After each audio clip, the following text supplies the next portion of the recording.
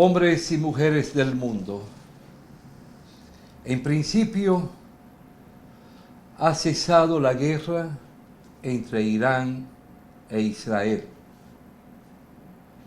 12 días terribles para la humanidad, incertidumbres por toda parte, temor, el porqué. Se estaba latente ante una guerra mundial y a su vez la bomba nuclear. Irán no tiene la bomba nuclear. Israel sí tiene bombas nucleares. Y todo eso provocó mucho miedo y sigue provocando miedo. Pero tenemos primero que saber de dónde viene Irán. ¿Qué es Irán? Sucede que Irán, por historia, no siempre tuvo ese nombre. Irán es lo que fue la Gran Persia,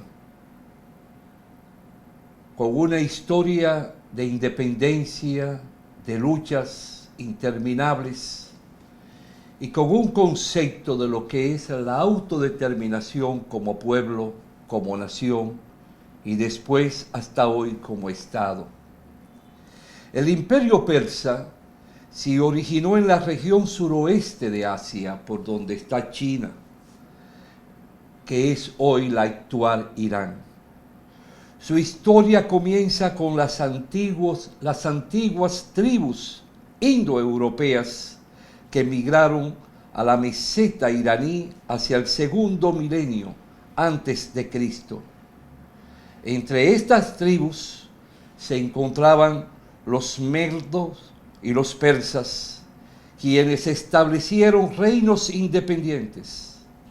Durante siglos, los medos dominaron el norte de Irán, mientras los persas ocupaban el sur, en una región conocida como Persia, hoy Irán.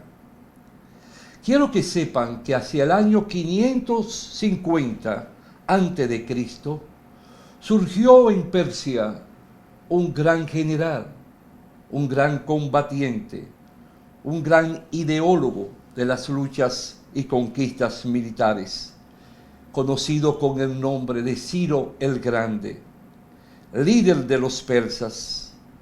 Él se rebeló contra todo lo que fue el dominio medo, que era la cultura, el pueblo con el que ellos convivían de forma fronteriza.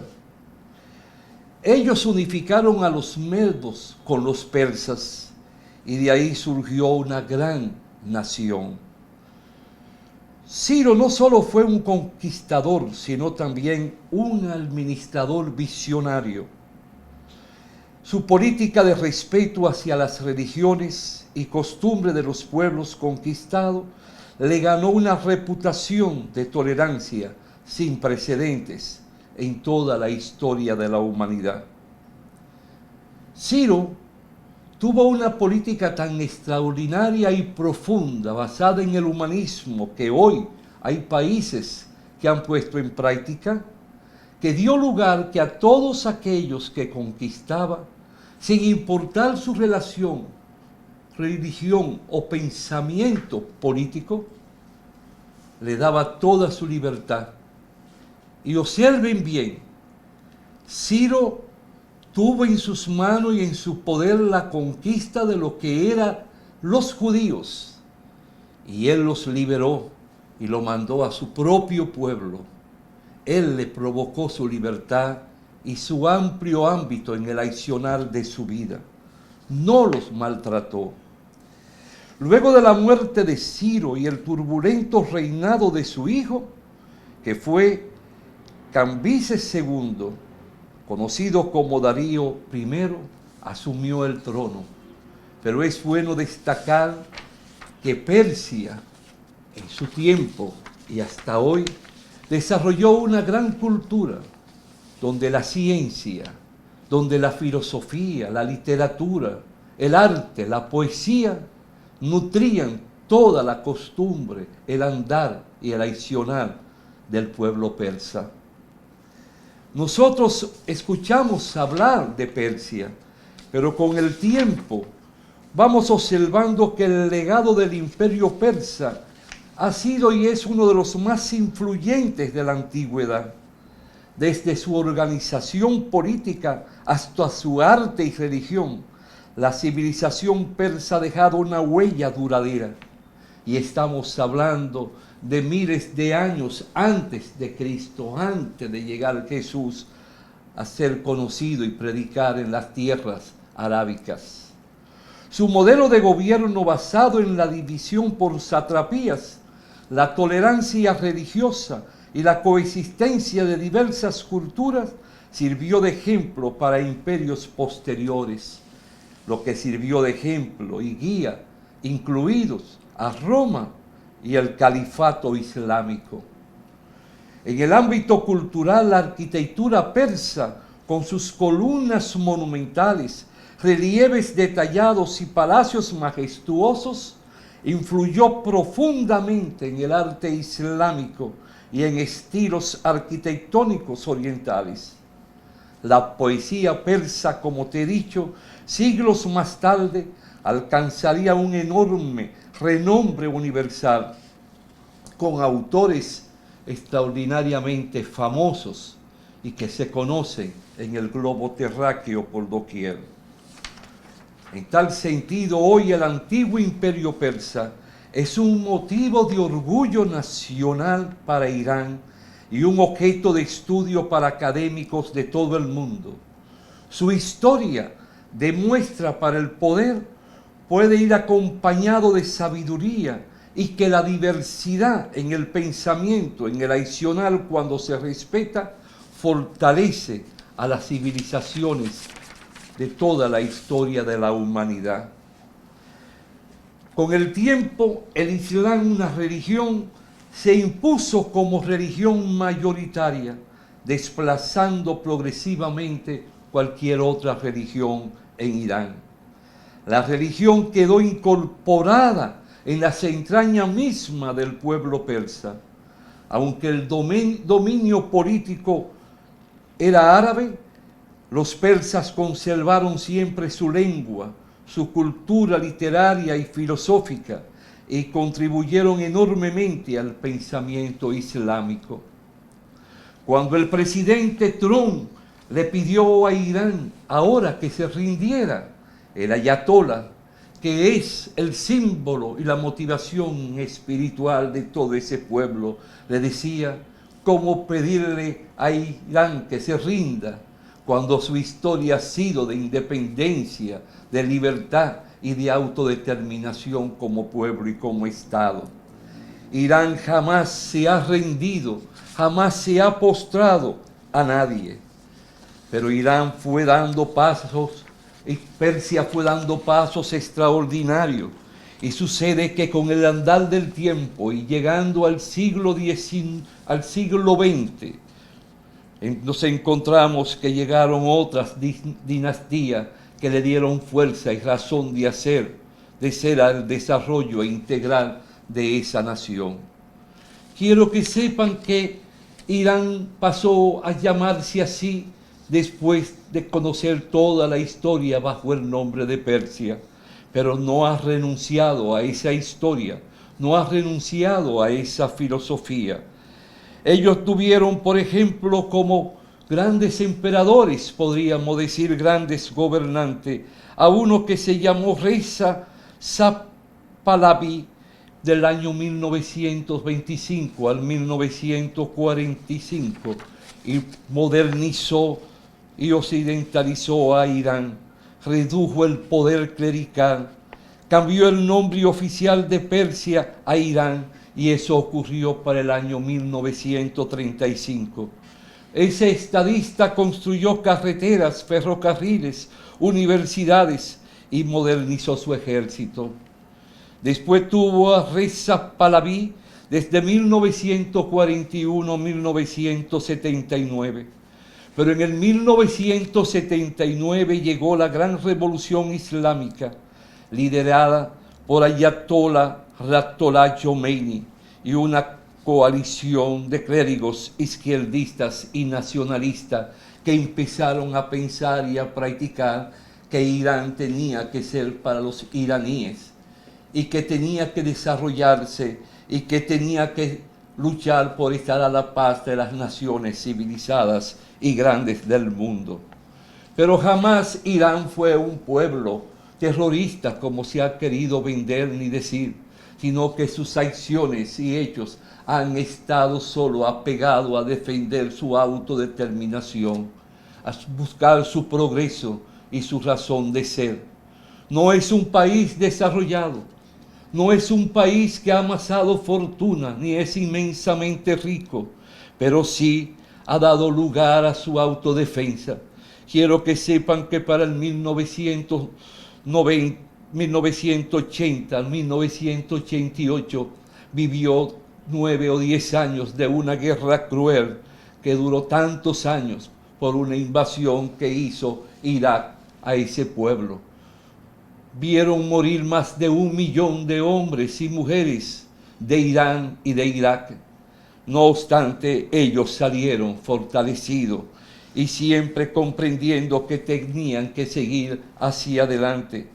El liderazgo de Ali Khamenei, el ayatolá, comenzó a darle una fuerza de unidad y de fortaleza a ese pueblo. ¿Qué ocurre? Que Irán comprendió que tenía que desarrollar un plan nuclear, pero no para hacer una bomba atómica, porque para el ayatolá eso no es correcto, ni lo permite su religión, pero sí un desarrollo constante y permanente de lo que es la política nuclear, pero para dar servicio, para el bienestar, para involucrarla en el desarrollo de la medicina, de la agricultura, porque la parte nuclear no es solo para hacer una bomba atómica, sino para llevarla también a una política más rápida, más directa, más determinante y con base firme para el bien de los pueblos del mundo. Por eso Irán moderno es un país con una herencia cultural y una sociedad joven y dinámica que, pese al férreo control clerical, busca mayor apertura, derechos civiles y modernización. Se mantiene, por tanto, como una potencia en toda la región decisiva en Oriente Medio. Ahora bien, Irán ha tenido como un enemigo directo y permanente a determinados gobiernos de países como los Estados Unidos y por tanto en el Medio Oriente lo que corresponde al pueblo de Israel. ¿El por qué? Porque ellos lo ven como un enemigo y siguen invocando que Irán tiene la bomba atómica. Y no hay forma de demostrarle lo contrario, porque todo el organismo, sea la institución que fiscaliza a los pueblos del mundo que tienen bomba atómica o prefieren desarrollar una política nuclear para el beneficio y el servicio de los pueblos, ha dicho que Irán no tiene bomba atómica, ni está construyendo bomba atómica, pero ellos se empecinan porque el único objetivo es destruir ese país, esa nación del mundo. Por esa razón, ahora, un gobernante de Israel que no es aceptado por su pueblo, que estuvo ya en la antesala de ser derrocado en varias ocasiones, provoca la guerra para él mantenerse en la dirección del aparato del Estado de Israel. Eso no significa que Irán no se haya definido en la lucha para desarrollar una política armamentista, pero para autodefenderse. Han querido humillar a Irán, han querido opacar a Irán, llegando al extremo que el presidente Trump de los Estados Unidos le pide que se rindan porque ellos no tienen nada, porque ellos no significan nada. Y el Irán le dice: ¿quién le ha dicho que tenemos que rendirnos con nuestra historia persa? En simbolismo de eso, Israel es quien ataca a Irán pero se encontró que Irán le devolvió con miles y miles de misiles. Ha destruido en gran medida ciudades como Tel Aviv, como Jerusalén y otras ciudades importantes de Israel. Cuando dice que Irán bombardeó hospitales, que bombardeó niños y escuelas, eso no es cierto como tal. Pudo haber tocado un misil a un hospital, pero no hay que olvidar todos los niños que Israel ha masacrado en Palestina. Todo lo que ha hecho Israel contra el pueblo palestino, todo lo que ha significado para Hamás, para todo lo que tiene que ver con Cisjordania, que ha destruido a mansalva, ha bombardeado a mansalva a un pueblo sin un ejército definido, por un ejército que solo es de hombres y mujeres de la parte civil, que lucha porque Palestina logre su autodeterminación y surja de nuevo ser un Estado. Israel se opone, y si Israel se opone, los Estados Unidos se oponen, porque Israel no es más que una extensión de los Estados Unidos.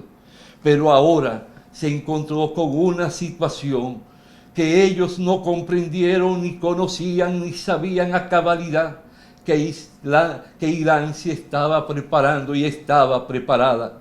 No se puede decir quién venció. Lo único es que tenemos que lanzar lágrimas, porque hubo muertos en Irán, hubo muertos en Israel, hubo destrucción en Irán, hubo destrucción en Israel, y todavía está latente cualquier retorno al bombardeo que se ha paralizado momentáneamente. Esto significa que los pueblos del mundo deben de luchar para abrazarse, para unirse, para ayudarse uno al otro. Los grandes, los desarrollados, no invertir en lo que tiene que ver con la lucha militar ni en su autodefensa, sino en transformar toda esa inversión en medicina, en escuela, en el desarrollo de los pueblos, en la agricultura, donde pueda nacer el crecimiento de los frutos en la tierra de todos los pueblos. No podemos vivir en esa incertidumbre, porque eso provoca agonía y una situación agobiante en millones y millones de seres humanos. Tenemos que comprender la historia de los pueblos. Hay pueblos que tienen orgullo y dignidad, como la tuvo el pueblo dominicano para el 1916, cuando enfrentó la invasión norteamericana, como la tuvo el pueblo dominicano para el 1965, que un puñado de hombres bajo las armas, civiles y militares, enfrentaron a la mayor potencia del mundo cuando provocó tocar con sus botas la tierra de Juan Pablo Duarte, Luperón, de Camaño, de Manolo Tavares Justo y de otros grandes próceres de la nación, de acuerdo a nuestra historia y su andar. Hoy quisiéramos que haya paz en el mundo. Quisiéramos que no haya la incertidumbre ni el miedo de que pueda explotar una bomba atómica en ningún sitio. Pero es injusto levantar la bandera a favor de una nación para perjudicar a Irán. Irán tiene su historia, como te dije al principio, una historia de gloria, una historia de pensamiento y una historia de decisión de enfrentar a todo aquel que quiera mancillar su tierra, su historia. Es una historia bella, es una historia que ha dejado huellas en la humanidad para bien, no para mal. En tal sentido, aquellos que se toman la palabra, el micrófono y la cámara para poder herir y destruir, para poder unirse a los Estados Unidos y a Israel, cometen un crimen, porque traicionan el conocimiento de la verdad que debe ser llevada a los pueblos del mundo. Ojalá que ya empecemos a vivir en una paz y en un desarrollo económico integral, y que podamos contar con derechos sociales que alimenten el deseo de vivir y alimenten la esperanza y la ilusión de la estabilidad en cada pueblo y en todo el globo terráqueo. No importa dónde esté Rusia, dónde esté China, dónde estén los Estados Unidos, que son las grandes tres potencias del mundo, sino que ellos abran el escenario, abran las cortinas, para abrazar los pueblos y los pueblos puedan abrazarse sin ser subordinados, sin ser dependientes, levantar la voz por el orgullo de cada nación, como lo hace, por ejemplo, la presidenta de México.